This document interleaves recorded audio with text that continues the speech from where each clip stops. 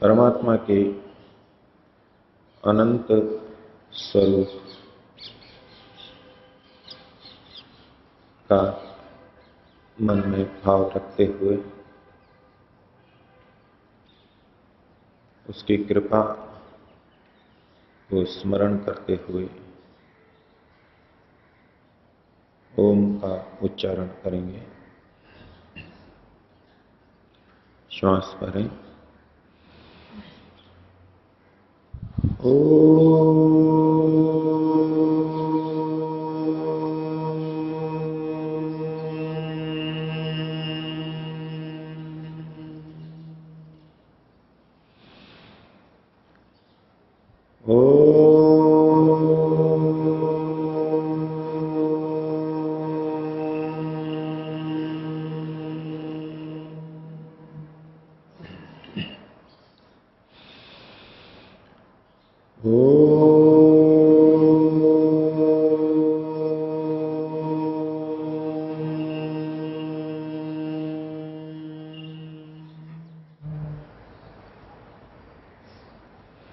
समुपस्थित सज्जनों, मातृशक्ति और ब्रह्मचारीगण, केनोपनिषद के दूसरे खंड का प्रकरण चल रहा है। दूसरे खंड के पहले श्लोक में तवलकार ऋषि ने अपने शिष्य को कहा और प्रकारांतर से हम सभी को कहा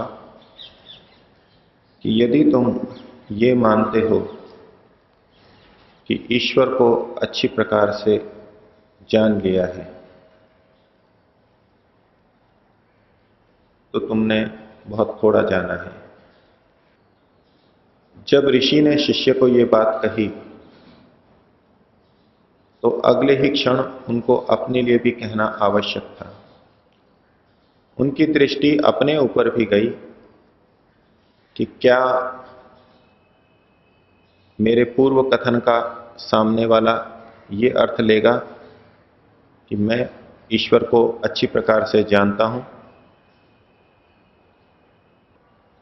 तो ऋषि ने अपनी बात भी बड़ी स्पष्टता से कही। वो शिष्य की इस भ्रांति को मिटाना चाहते हैं कि मैंने भी ईश्वर को ठीक तरह से जान लिया है। उसके लिए वो अगले श्लोक में कहते हैं, नाहम मन्ये सुवेद इति, न अहम मन्ये, मैं ऐसा नहीं मानता कि मैंने ईश्वर को अच्छी प्रकार से जान लिया है। दूसरी तरफ से शिष्य को यह भी संकेत दिया जा रहा है कि तुम ऋषि बनने के बाद में या साक्षात्कार करने के बाद में भी ये मत समझ लेना कि ईश्वर को अच्छी तरह से जान लिया है। तो अपनी स्थिति बताई, नाहम मन्ये सुवेद इति, मैंने ईश्वर को अच्छी प्रकार से नहीं जाना है। लेकिन इस कथन से फिर ये कोई ना समझ ले कि मैंने ईश्वर को जाना ही नहीं है। कुछ जाना है और कुछ उसका क्षेत्र अज्ञात है। तो उसके लिए स्पष्ट किया नो न वेद इति वेद च, न वेद इति न, मैं उसको जानता ही नहीं हूं ऐसा भी नहीं है। पहले कहा कि मैं ईश्वर को अच्छी तरह से नहीं जानता हूं, ये कह करके शिष्य ये आशंका न ले ले कि तो खुद ही कह रहे हैं कि मैंने ईश्वर को अच्छी तरह नहीं जाना है, तो ये मेरे को ईश्वर को कैसे अच्छी तरह जाना सकते हैं। तो उसके लिए कह रहे हैं वेद च, क्योंकि मैं उसको कुछ तो जानता हूं। मैं उसको अच्छी प्रकार से नहीं जानता, पूरी तरह से नहीं जानता, लेकिन जानता हूं, एक सीमा तक उसको मैं जानता हूं। आजकल भी लोग के अंदर प्रचलन है कि जो ईश्वर की साक्षात्कार की इच्छा लेकर के धर्म के रास्ते पे आते हैं, सोचते हैं संसार को तो बहुत देख लिया, ये ईश्वर ब्रह्म जिसकी ये लोग इतनी बात करते हैं, चलो इसको भी देखा जाए। तो आकर के पूछते हैं मैं ईश्वर के दर्शन करना चाहता हूं, ईश्वर को जानना चाहता हूं, और उनको ऋषि प्रोक्त वेद प्रोक्त बातें बताई जाएं। फिर वो पूछते हैं कि क्या आपने ईश्वर का साक्षात्कार कर लिया है। तो यदि सामने वाला कहे कि नहीं मैंने ईश्वर का साक्षात्कार नहीं किया है, तो वो श्रोता क्या धारणा बनाएगा। दो तरह से धारणाएं बनती हैं, दूसरी धारणा की चर्चा आगे आएगी। पहली धारणा ये बनेगी कि जब इन्होंने ही ईश्वर का साक्षात्कार नहीं किया है, तो ये मेरे को ईश्वर तक कैसे पहुंचा सकते हैं, उसका रास्ता कैसे बता सकते हैं। तो इसके साथ साथ उसके मन में बात आएगी, 10 जगह और भी जाके पूछेगा, तो कोई ये कहेगा कि हां मैंने ईश्वर का साक्षात्कार कर लिया है। उसने ईश्वर का साक्षात्कार किया नहीं किया वो अलग बात है, लेकिन यदि वो कह दे, वो श्रोता, वो भक्त उनके पास रहेगा, सीखेगा कि हाँ ये सच्चे गुरु हैं, इन्होंने ईश्वर का साक्षात्कार किया और अब मेरे को भी करवा देंगे। तो ऋषि बहुत स्पष्टता से कह रहे हैं कि मैंने ईश्वर को अच्छी तरह नहीं जाना, ऐसा मैं मानता हूं, लेकिन मैं कुछ नहीं जानता ये भी नहीं है, क्योंकि मैं कुछ जानता भी हूं। अब इसके साथ साथ ऋषि अगली पंक्ति में और सावधान कर रहे हैं, शिष्य या कोई व्यक्ति, जिज्ञासु व्यक्ति ये ना समझ ले कि ये ऋषि हैं, ये नहीं जान पाए। हो सकता है और कोई ऋषि हो जो ईश्वर को अच्छी तरह जान पाए हों, मैं वहां जाऊंगा। सभी को श्रेष्ठ की तलाश रहती है, श्रेष्ठ तक पहुंचना चाहते हैं। तो वहां फिर और अगली पंक्ति में स्पष्टीकरण करते हैं, यह न जो हमारे बीच में ईश्वर को जानता है, तत्वेद वो ये जानता है अच्छी प्रकार से, न वेद इति न वेद च, ऐसा नहीं है कि वो बिल्कुल नहीं जानते, कुछ न कुछ वो भी जानते हैं। अर्थात ऋषि ये कहना चाहते हैं कि केवल ये मेरी ही स्थिति नहीं है, जितने भी ऋषि हुए हैं सबके साथ में ये बात है, कोई भी आत्मा परमात्मा को, ब्रह्म को पूरी तरह 100% नहीं जान सकती। तो न तो मैंने जाना है और न और भी मेरे जैसे ऋषियों ने जाना है। तो अपने श्रोता को, शिष्य को वो ये भी आश्वस्त कर रहे हैं, तुम ये भी चिंता मत करना कि मैं ईश्वर को पूरी तरह नहीं जान पाया तो कोई निराशा की बात है। एक सीमा तक जाना। उन्होंने शिष्य के सामने ये भ्रांति नहीं रखी, ये भ्रांति नहीं रहने दी कि भाई हमारे ऋषि, उपदेष्टा, उपनिषदकार तो कम से कम ब्रह्म को पूरी तरह जानते होंगे। उपनिषद चूंकि रहस्यात्मक हैं, थोड़े उसी ढंग से बात को कहते हैं। तो तीसरे श्लोक में कहा, यस्य अमतम तस्य मतम, मतम यस्य न वेदस। यस्य अमतम तस्य मतम, जिसने ये जान लिया, जिसकी बुद्धि, मति ये है कि मैंने ईश्वर को नहीं जाना, तस्य मतम, वस्तुतः उसी ने ईश्वर को जाना है। जो ये कहे कि मैंने ईश्वर को नहीं जाना, वस्तुतः उसी ने ईश्वर को जाना है। और यस्य मतम, जिसकी ये मति है, जिसकी ये धारणा बनी है, ये ज्ञान बना है कि मैंने ईश्वर को जान लिया, यस्य मतम न वेद स, वो वास्तव में ईश्वर को जानता ही नहीं है। एकदम विपरीत बात है। जो व्यक्ति ये कह रहा है कि मैंने ईश्वर को जान लिया, वो तो ईश्वर को जानता नहीं, और जो ये कह रहा है कि मैंने ईश्वर को नहीं जाना, उसने जान लिया है। इन वाक्यों के पीछे ऋषि का तात्पर्य वही है जो पीछे से कहते आ रहे हैं कि जिसने ये कह दिया कि मैंने ईश्वर को पूरा अच्छी तरह जान लिया, इसका मतलब है उसने ईश्वर को अभी नहीं जाना है।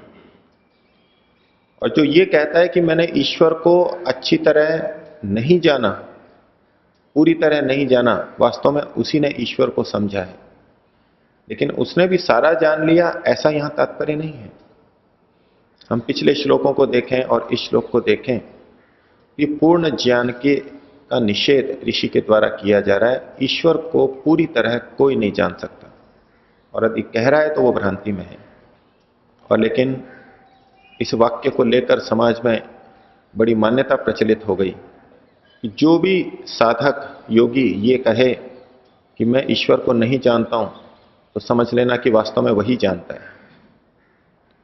और जो ये कह दे कि मैंने ईश्वर को जान लिया है, तो समझ लेना कि उसने ईश्वर को नहीं जाना है। अब ये असत्य का व्यवहार कैसे चल रहा है? और वो साधक भी ये समझेंगे कि अगर मैंने ये कहा कि ईश्वर को जान लिया है, तो लोग सोचेंगे कि इसने ईश्वर को नहीं जाना है, हम मेरे पास नहीं आएंगे। तो इसकी बजाय अगर ये कहा जाए कि मैंने ईश्वर को नहीं जाना है, तो ये जरूर मेरे पास रहेंगे, यहां वास्तव में तो यही जानते हैं। ये शब्दों का खेल है, वास्तव में तो अंदर क्या भाव है उसके ऊपर निर्भर करता है। जो ये कह रहा है कि मैंने ईश्वर को नहीं जाना, वास्तव में वो दूसरे को ये भाव देना चाह रहा है कि मैंने ईश्वर को जान लिया है, क्योंकि उसको पता है सामने वाले की मान्यता कि जब मैं ये कहूंगा कि मैंने ईश्वर को नहीं जाना, तो ये समझेगा कि जरूर इसी ने जाना है। तो मैंने ईश्वर को नहीं जाना ये वाक्य कहते हुए भी वो वास्तव में ये कहना चाह रहा है कि मैंने ईश्वर को जान लिया है। ये भ्रांति पैदा की जा रही है, और उसको इस बात में डर होगा ये कहते हुए कि मैंने ईश्वर को जान लिया है। अगर उसने वास्तव में जान लिया तो भी डर है कि अगर मैंने कहा कि ईश्वर को मैंने जान लिया है, तो सामने वाला समझेगा कि मैंने ईश्वर को नहीं जाना। मान लीजिए कोई व्यक्ति ये सोचता है कि मंच के ऊपर माला पहनाने से सम्मान होता है, तो वो माला पहनने के लिए उत्सुक होगा, उसको सम्मान की इच्छा है, और माला पहनेगा और माला पहन के रखेगा भी, उसको अच्छा प्रतीत होगा। लेकिन अगर ये विचारधारा आ जाए कि जिसने माला पहनी इसका मतलब है ये यश को चाहता है, तो ये मेरी बड़ी निंदा हो जाएगी, मेरे निचले स्तर की बात हो जाएगी। माला जो नहीं पहने वो ऊंचा है, लोकेशना से ऊपर उठा हुआ है, इससे मेरी प्रशंसा होगी, तो वो माला नहीं पहनेगा, माला से इनकार करेगा। लेकिन उद्देश्य उसका फिर वही बन गया। जिसने माला पहनी इस उद्देश्य से कि मेरा यश होगा, ये माला न पहनने वाला भी उसी उद्देश्य से नहीं पहन रहा है, वो भी यश चाह रहा है, लोग मेरे को अच्छा समझें कि ये लोकेशना से ऊपर उठ गया है, यश की कामना उसमें भी आ गई। तो ये बाह्य स्वरूप और बाह्य वाक्य बिल्कुल विपरीत अर्थ भी दे सकते हैं। अंदर का क्या तात्पर्य है? जिसको वास्तव में यश की इच्छा नहीं है वो भी माला पहनने से मना कर सकता है, और जो यश चाहता है इस रूप में वो भी माला पहनने से मना कर सकता है। इसी प्रकार से जिस व्यक्ति ने ईश्वर को बिल्कुल जाना ही नहीं है, वास्तव में नहीं जाना है, उसका क ख ग भी नहीं जानता, वो भी कह सकता है कि मैंने ईश्वर को नहीं जाना है। और जो महान ऋषि है, जो बहुत ऊंचे स्तर पर ईश्वर को जान चुका है, साक्षात्कार कर चुका है, वो भी कहेगा कि मैंने ईश्वर को नहीं जाना है। लेकिन दोनों के स्तर में तात्पर्य में बहुत अंतर है। परमाणु के बारे में एक सामान्य व्यक्ति नहीं जानता है, तो वो कहेगा कि मैंने नहीं जाना। अपनी जगह वो ठीक है। कुछ दिनों बाद में 7वीं 8वीं 9वीं कक्षा में उसने परमाणु की संरचना पुस्तक में जो दी हुई है उसको पढ़ लिया। अब उससे पूछें कि क्या परमाणु के बारे में जान लिया, वो कहेगा कि हाँ मैंने परमाणु के बारे में जान लिया है। लेकिन वही बच्चा जब पीएचडी के स्तर पर जाएगा और वैज्ञानिक अनुसंधान करेगा, तब वो कहेगा कि मैंने अभी परमाणु को नहीं जाना है। वास्तव में ये क्या है, इसका अंतिम तत्व क्या है, अभी तक नहीं जाना है।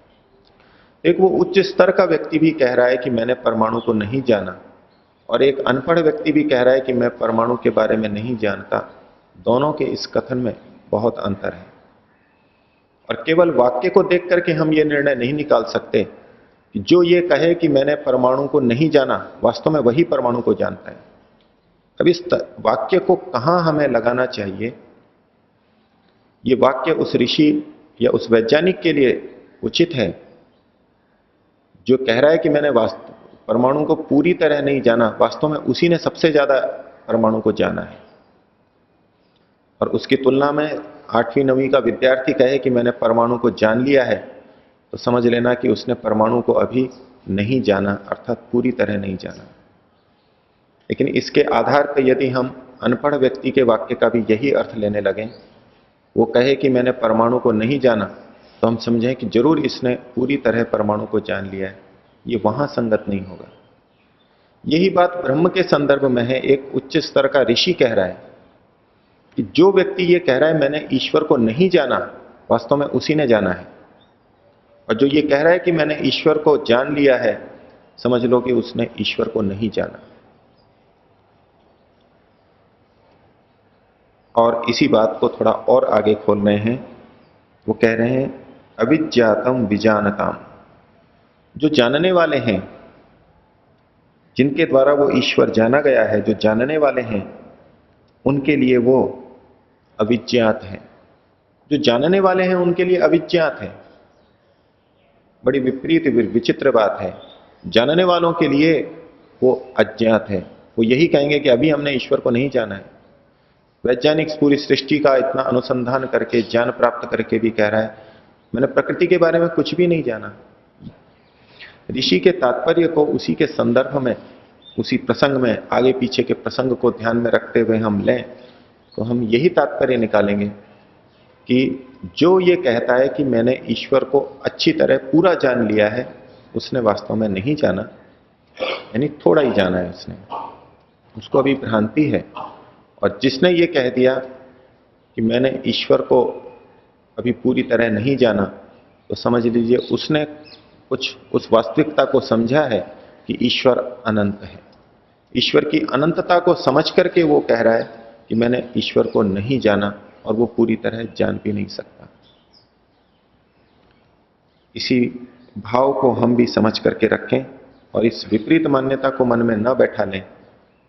हम उसी के प्रति श्रद्धा न कर लें जो ये कहे कि मैंने ईश्वर को नहीं जाना है। और जिसने ये कहा हो कि मैंने ईश्वर को जाना है, जो सत्य बोल रहा है, जितना जाना है उसके लिए वो कह रहा है कि मैंने ईश्वर को जाना है, तो उसको हम गलत ना समझ लें कि ये तो घमंडी है, ये अपने आप पे गर्व करता है कि मैंने ईश्वर का साक्षात्कार कर लिया। जिसने जाना है उसको कहना चाहिए दूसरों को, मैंने जान लिया है, तुम भी जान सकते हो। इससे प्रेरणा मिलती है, अन्य भी उसी रास्ते पे चलेंगे। और जिसने नहीं जाना है, वास्तव में नहीं जाना है, वो इसी रूप में अपनी बात को प्रस्तुत करें। हम भी लोगों को उसी रूप में लें। ऋषि का संदेश है, हम वास्तविक स्थिति को समझें। और अंततोगत्वा तात्पर्य इसी में है कि परम पिता परमात्मा अनंत शक्ति वाला, अनंत गुणों वाला, अनंत सामर्थ्य वाला है, अनंत क्रियाओं वाला है, जिसको कि हम पूरी तरह नहीं जान सकते। हम अपनी तुच्छता को, अल्पज्यता को भी वास्तविक स्वरूप में समझें। अपने ज्ञान के गर्व को, अपनी शक्ति सामर्थ्य के गर्व को कम करें। इसी में हमारा आध्यात्मिक उद्धार है। 3 बार ओम का उच्चारण करेंगे। श्वास भरें। ओ